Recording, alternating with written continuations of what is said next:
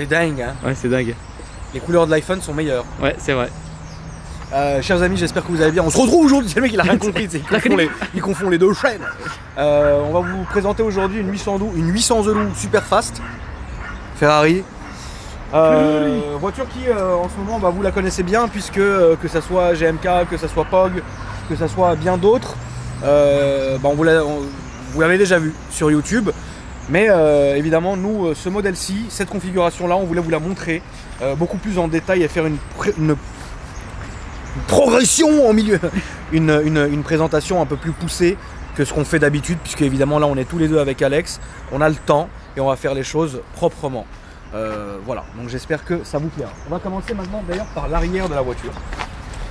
Je vais faire signature lumineuse, Alex. C'est parti. Comment est la clé d'ailleurs?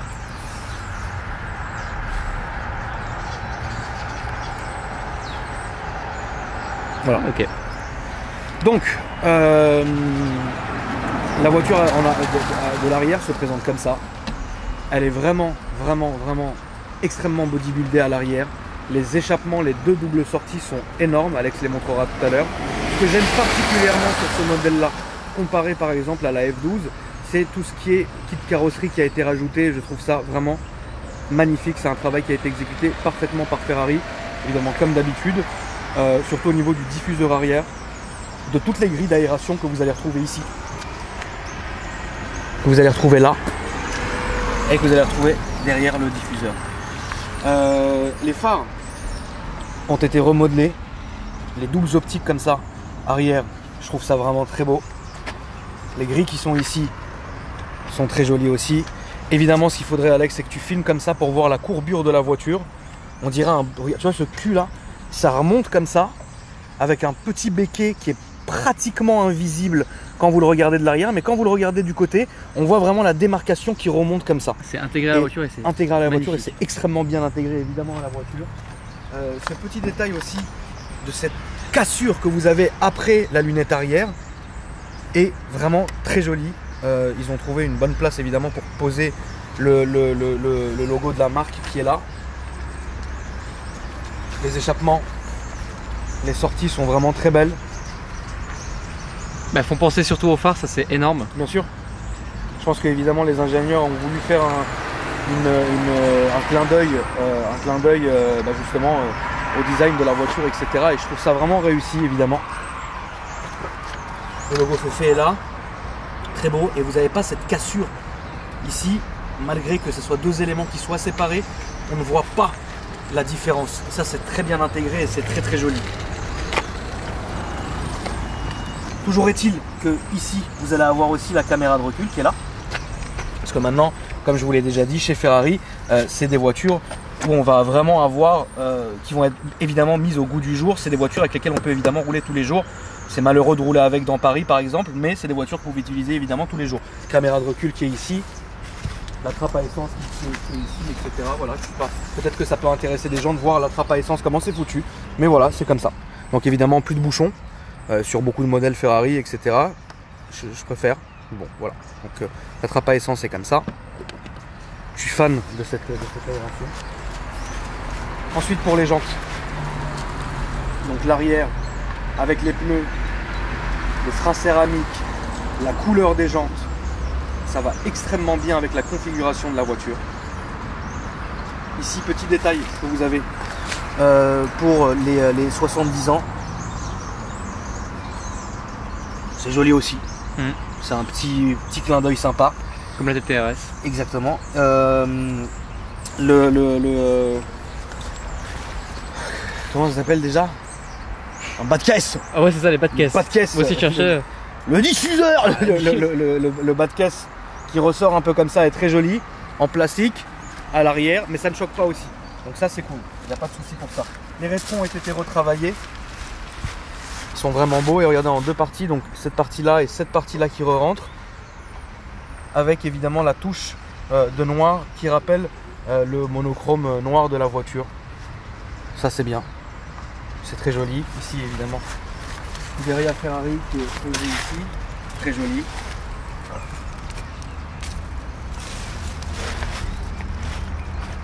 Les freins qui sont gigantesques devant. les plaquettes et les disques. Et les étriers qui sont gigantesques. Il y a un immense Doberman là-bas, je pense que je vais retourner dans la... Il y a un Corvac, il y a Torlo 22, il y a un Corvac. Maintenant les phares à l'avant.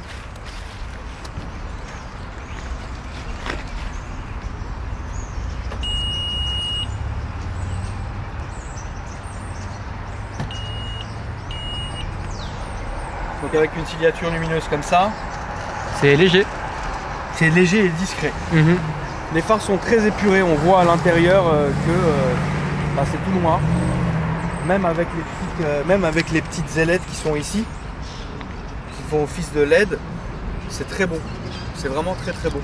Donc ça déjà il n'y a aucun souci pour ça. Ensuite vous avez l'entrée, les entrées d'air qui sont là.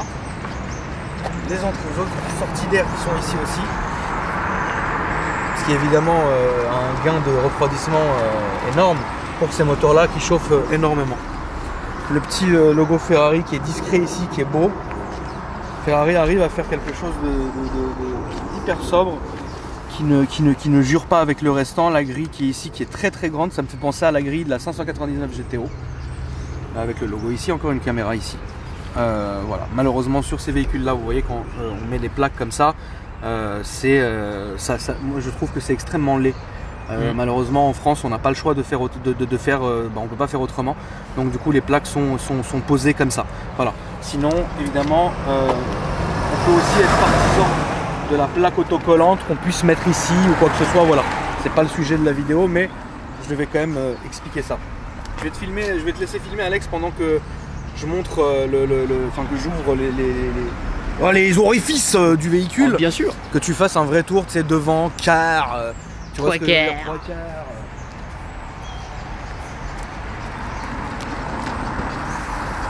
Mon avis personnel sur le véhicule, c'est que c'est ma Ferrari moderne préférée, au-delà de la F50, Enzo, etc. Je suis pas un énorme fan de Ferrari, mais alors celle-là, elle est... Franchement, je la classe dans mon top 10 de mes voitures préférées. Elle est sublimissime.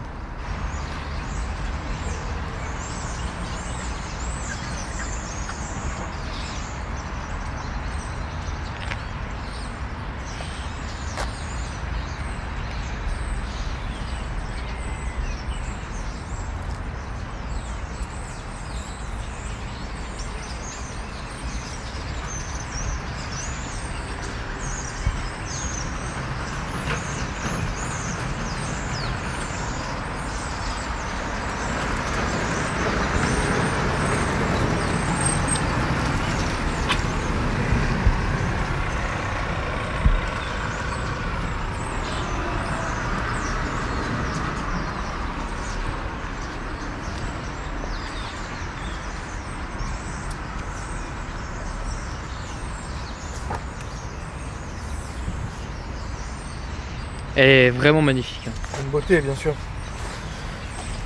Ici en Alcantara. D'ailleurs, tout le coffre est en Alcantara. Il est assez profond. Évidemment, on ne peut pas y mettre grand chose, mais bon, il est là. Voilà. J'aime beaucoup cette petite plage arrière ici qui est en Alcantara. Ce qui est bien, c'est que même ici, en fait, tout intérieur là, une LED qui est ici, d'origine évidemment, est en Alcantara. Et ça, c'est vraiment très joli. Le coffre, on peut y mettre pas grand chose, mais bon. Alors une valise cabine avec un petit sac à main. Voilà, c'est ça. C'est ce qui est déjà franchement pas mal, je m'attendais à moins. Un immense god ceinture pour se défoncer le cul. Exactement. Entre les deux.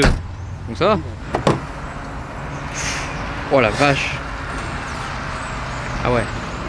Là concrètement, je crois que c'est l'un des plus gros moteurs que j'ai jamais vu. Avec celui-ci et le SLR. Il est énorme. On voit que les admissions se prolongent à l'infini. C'est gigantesque mec. Ouais.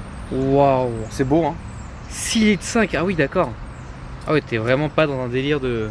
Vézelou. C'est un vrai The Do. Waouh, il est le bloc gigantesque. est sublime. Le bloc est très joli. Je pense que ça mérite qu'on s'y attarde un peu Alex. Pas franchement.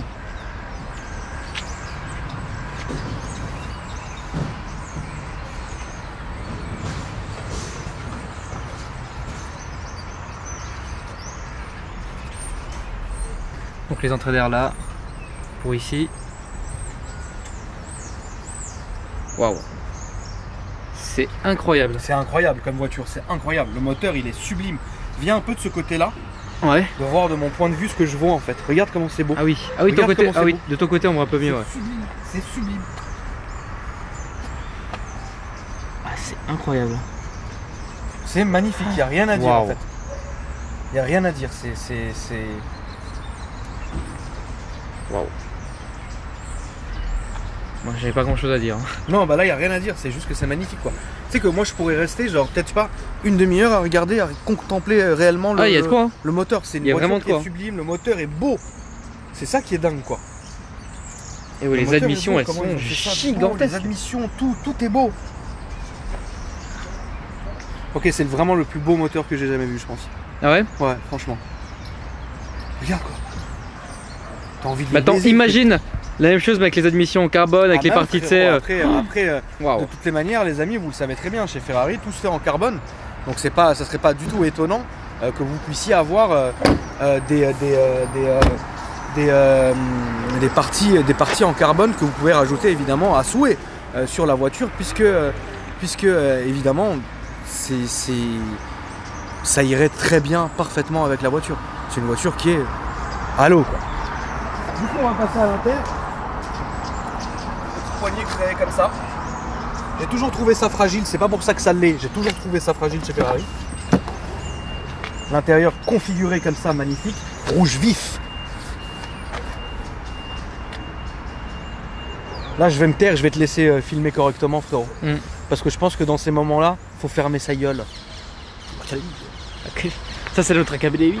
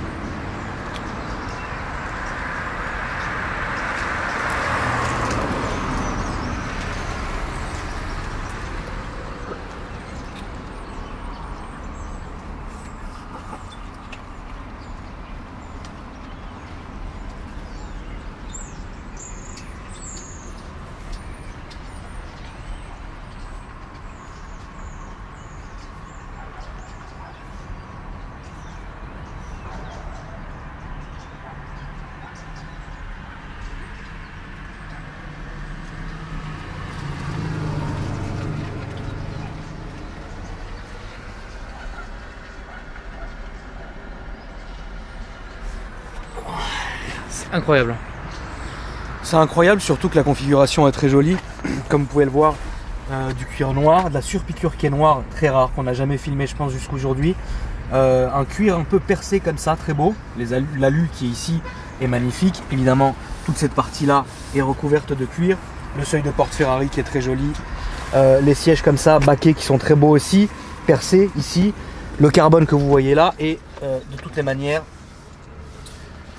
vous verrez aussi la coque en carbone. Ah oui, mais attends, mais là ça m'oblige à enlever la truc, le machin. Mais non, on le voit ici, on le voit. Vous arrivez à le voir? Ouais, Ok, là, super. bien. Parce que maître Shinderu nous apprenait à l'académie que parfois le carbone est plus présent qu'on ne le pense.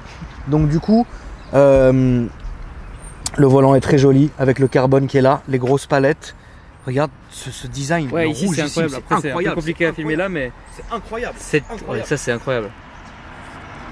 Il faudra aussi que tu arrives à montrer, les gars, le contour du compteur est en cuir rouge.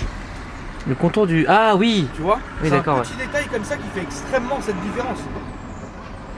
Sur le volant, évidemment, toutes les indications qu'on vous montrera tout à l'heure pendant l'essai routier. Là, je pense que faire plus beau, c'est dur. C'est compliqué. Chez Ferrari, de toutes les manières, là, on est arrivé dans un niveau de ouf. Les enceintes JBL, très bon son.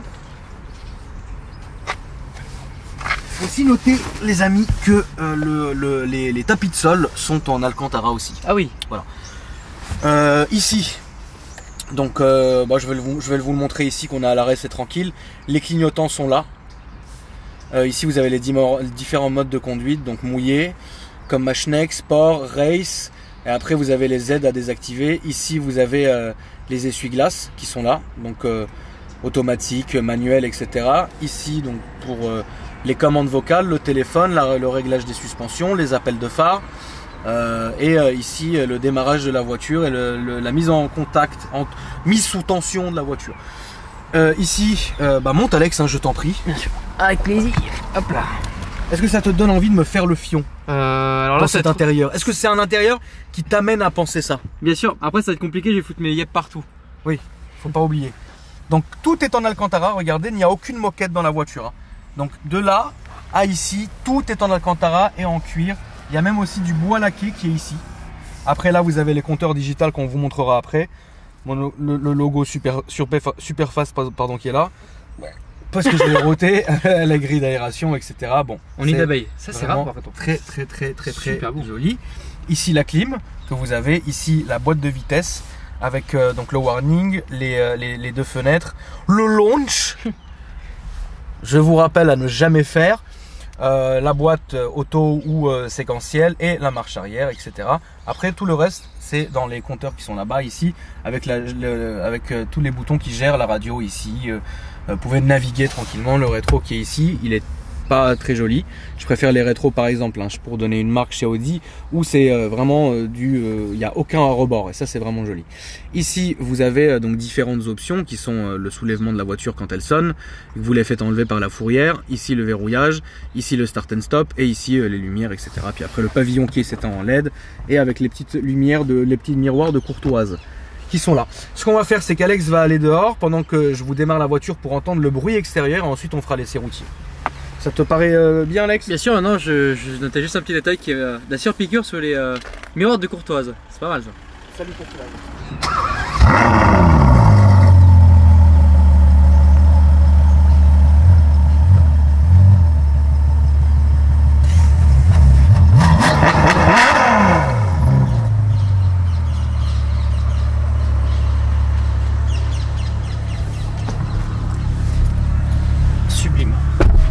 Ok. Du coup ici Alex, tu peux montrer aussi comment on y est. Là on bascule en sport, là on bascule en race, là et là c'est la merde. Ouais, t'as même une petite alarme tout simplement. Donc là on va se mettre en wet parce que le sol est extrêmement glissant, il faut faire attention. Alors moi à ta place, oui mais bon. Voilà, donc ça s'allume et ça s'éteint. Tout simplement, ici vous enclenchez une vitesse, donc là je suis en auto, c'est la voiture qui va faire tout le travail au niveau, je te laisse mettre la ceinture Alex, ouais. C'est la voiture, donne-moi la camouse, c'est la voiture qui va faire tout le travail au niveau des passages de vitesse, donc on la laisse faire, c'est une boîte auto, tout ce qu'il y a de plus respectable, et voilà, donc la voiture se met en 2, en 3, etc. à votre discrétion, donc voilà. Après, si vous avez envie, je vais me reculer un peu parce que je suis très proche. Si vous avez envie, vous rappuyez une fois en auto et là c'est à moi de passer les vitesses. Comme vous le voyez ici, il n'y a plus écrit auto, donc vous pouvez repasser en 2, etc. Et puis le passage de vitesse c'est presque instantané, on ne l'entend pas en fait.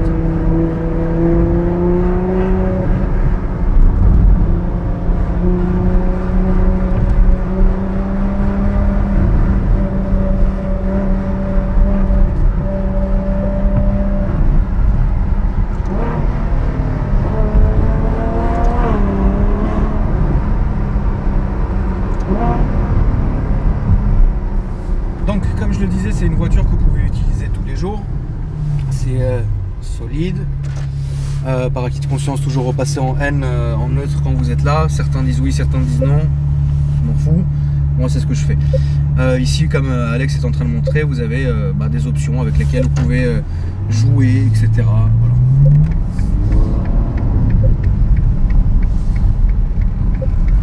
Alex, du coup, qu'est-ce que t'en dis? C'est, comme je le disais sur le tour extérieur, c'est ma Ferrari préférée, des modernes. Là on peut pas faire plus hein, de toute façon. La config est sublime, l'intérieur, il est à pleurer. Alors par contre j'ai été très étonné, c'est-à-dire que on s'est déjà assis dans les 488, 458, etc. C'est quand même confortable. Là par contre tu sens que c'est dur quand même. C'est un véhicule qui est vers Paris-Monaco par exemple, c'est compliqué là-dedans. Je pense que c'est un coup à prendre dans le sens où oui, certainement, c'est vachement dur et robuste. Mais le problème, c'est qu'au bout d'un moment, tu vas vraiment t'habituer à l'assise de la voiture. C'est pas comme sur, tu sais, niveau inconfortabilité, je pense qu'on peut faire pire. Oui. Maintenant, de toutes les manières, quoi qu'il arrive, à part dans les classes S et à part dans les grosses berlines, faire Paris-Monaco sera toujours fatigant en voiture. Bien toujours. sûr. Bon.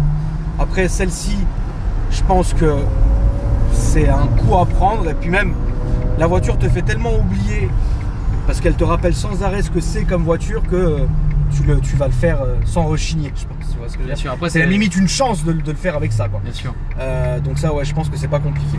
Après, moi j'ai un peu de mal là avec ce volant. En fait, le volant est très beau, mais il est très tranché. Et le problème, c'est que je vais chipoter, mais je suis obligé de vous expliquer ce que j'aime pas dans la voiture. Je suis pas obligé, mais je le dis quand même. Les arêtes du volant, là, t'es bien, t'es confortable, etc. Mais dès que tu vas commencer à tourner, cette partie-là est tellement presque tranchante en fait. Et c'est ça qui est gênant. Ici, vous avez le shift light. Quand vous arrivez vraiment à rupture, ça s'allume, etc. pour vous indiquer quand passer la vitesse, etc. Voilà. Mais à part ça, l'intérieur est très beau, c'est très épuré, c'est un intérieur qui est vraiment très joli. On va passer quand même en sport pour avoir quand même déjà une belle sonorité et une cartographie qui soit un peu plus joueuse que ça. Mais il fallait quand même que je vous montre évidemment les différents modes de conduite de la voiture. Ce qui est très bien sur cette voiture, et ça vraiment c'est félicitations, c'est que Ferrari a fait en sorte que oui, vous pouvez conduire comme ça, et si vous conduisez tranquille, ça c'est vraiment très rare dans les voitures de nos jours, c'est que votre bras va être parfaitement perpendiculaire au volant quand vous allez poser votre bras ici à la fenêtre.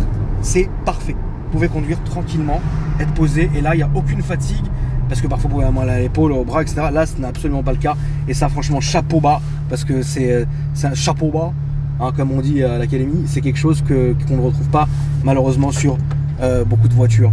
Et donc voilà. Mais après, mis à part ça, comment vous commencez à appuyer avec la voiture, c'est très traître malheureusement. Regardez. Ça, en fait, regarde Alex, si tu filmes ici, tu vois, je peux pas accélérer en fait. C'est un diable. Donc du coup, sur les sols comme ça, évidemment, c'est à ne pas mettre entre toutes les mains. Mais sur le sec, je suis persuadé, je le sais, c'est un plaisir de fou. Là ici vous avez, je pense que tu as montré Alex, en toutes les indications de la vitesse, voilà, la force G, etc. On vous a pas montré Alex, tu peux montrer la boîte à gants. Ouais.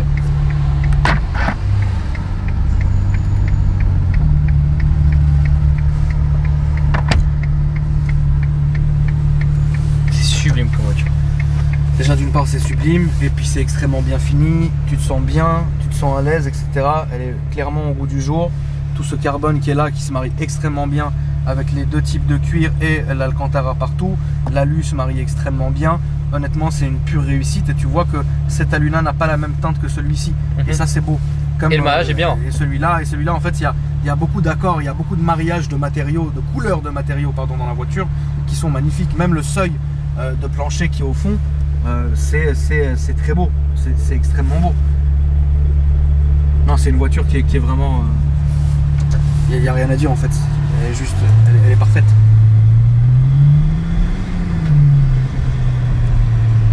Au niveau du ressenti que je vais avoir,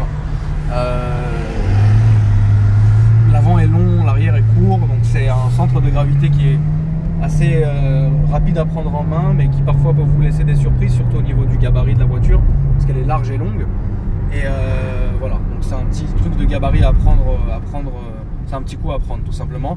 Les suspensions là sont confortables. Il y a évidemment différents types de suspensions, mais là c'est confortable. Elle est urbaine et il n'y a aucun souci. Elle ne fait pas beaucoup de bruit. Si vous appuyez vraiment, vous allez la réveiller, comme vous vous en doutez, etc. Mais là, pour une conduite en ville tranquille, ça n'a rien à dire. Ça fait le boulot. Le son moteur n'est pas insistant, n'est pas casse-tête, etc. Évidemment, là-dessus, si vous mettez une ligne Capristo ou quoi que ce soit, ça serait formidable. l'enfer sur terre. Après moi j'abusais sur le confort, je le comparais par rapport au supercar moderne, c'est-à-dire les dernières R8, dans ce segment-là, tu vois. Après c'est pas... Je pense pas qu'on puisse comparer malheureusement la dernière R8 avec ça, quoi. Non, après c'est pas un bout de bois non plus, quoi. Non, c'est pas un bout de bois, mais la dernière R8 et les voitures de sa catégorie sont des voitures qui sont très bien. Mais aujourd'hui, là, on est vraiment dans un autre monde, quoi. Ah oui, non, mais bien sûr. Dans un autre domaine complet. Et là, c'est comparable avec une Aventador, quoi. Voilà, c'est ça. Vous voyez, elle est très vive et elle ne fait pas beaucoup de bruit. Et les passages de vitesse, les passages de rapport se font très rapidement. Elles ne sont pas... c'est pas, t'as pas un coup de pied dans le dos à chaque fois que tu passes une vitesse, et ça c'est vachement, c'est super en fait, c'est hyper bien fait, et on sent même pas que la vitesse passe de toutes les manières. C'est pour ça que, et c'est hyper insonorisé. On sent évidemment, on entend évidemment le bruit du moteur parce que c'est un plaisir. On est chez Ferrari, vous êtes dans ce genre de voiture, vous voulez quand même pas oublier dans quoi vous êtes, et donc c'est pour ça que le son du moteur va vous rappeler sans arrêt.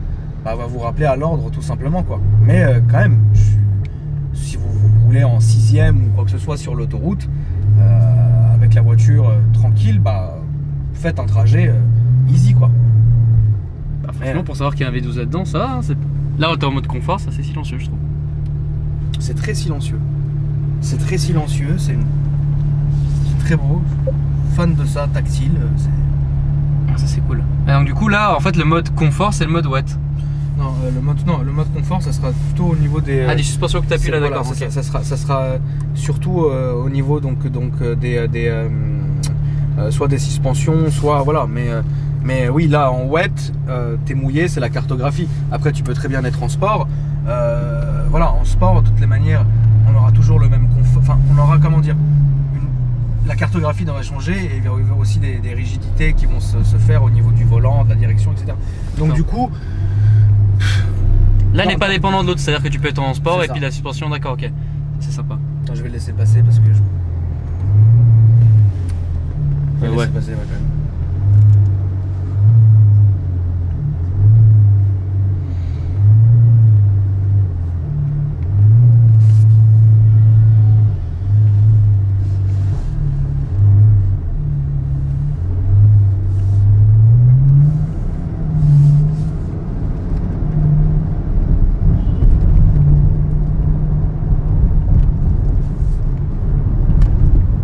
C'était important que je prenne ces petites rues pour voir si c'était tape-cul ou non. On le sent évidemment, mais ça va encore. Ouais, ça va. Franchement, ça va. Bien sûr.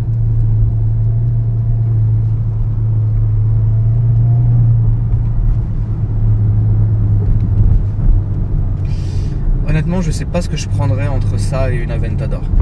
Ah ouais? C'est-à-dire que s'il y avait les deux comme ça devant moi, l'Aventador j'aime beaucoup, mais celle-là... Lamborghini et Ferrari n'ont pas grand chose à voir. C'est deux philosophies, deux voitures bien différentes, avec deux attentes différentes. Mais la 812 est une voiture extrêmement sérieuse, et je la trouve déjà tout à fait conduisible en ville, dans cette configuration qui est très sobre. Et alors que l'Aventador, tout de suite, c'est une voiture où tu peux pas te reposer un instant. C'est très bas, c'est très large. Évidemment, on vous en refera une sur la chaîne bientôt. Mais je pense que oui, pour une utilisation quotidienne, cette voiture-là, je pense, est beaucoup plus appropriée qu'une Aventador qui sera exclusive.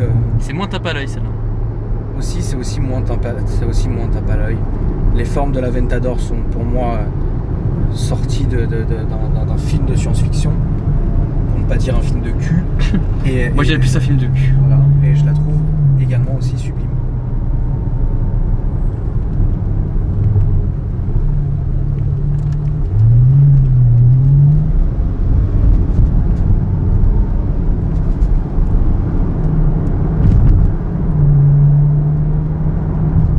C'est pour ça qu'on parle pas, c'est pour voir s'il y a du silence, ou si vous allez vous rendre compte qu'en fait vraiment c'est quand même très très silencieux, quoi. C'est extrêmement silencieux, on est calme, on est bien dedans, etc. C'est une voiture, ouais, pour répondre à la question d'Alex, je pense qu'un Paris Cannes avec, ou un Paris Monaco, ou peu importe, c'est faisable correctement. Donc ça déjà c'est une bonne chose. Après, à tous ces aspects, elle est vraiment magnifique. Je pense que j'espère que dans cette présentation, on a pu vous faire ressentir ce qu'on voulait vous faire ressentir et ce qu'on ressent nous, en tout cas, au volant de ce genre de voiture. Et puis bah voilà. J'espère que la vidéo vous a plu, les amis. N'hésitez pas à liker et à commenter pour me dire un peu ce que vous en avez pensé. Ce que vous choisiriez entre ce que vous en pensez aussi et ce que vous choisiriez entre ça et une Aventador. Et voilà, on est aussi disponible sur Instagram, les amis, si vous voulez nous suivre. Akram Junior. Tiens, Alex, ça c'est un de mes camters. Ah oui.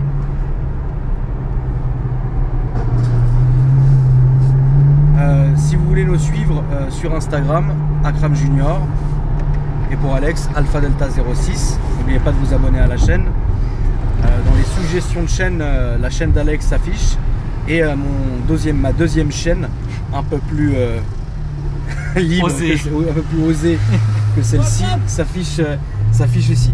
Voilà les amis, merci d'avoir regardé la vidéo. Je vous remercie, je vous dis à très bientôt. Et salut. Saluté.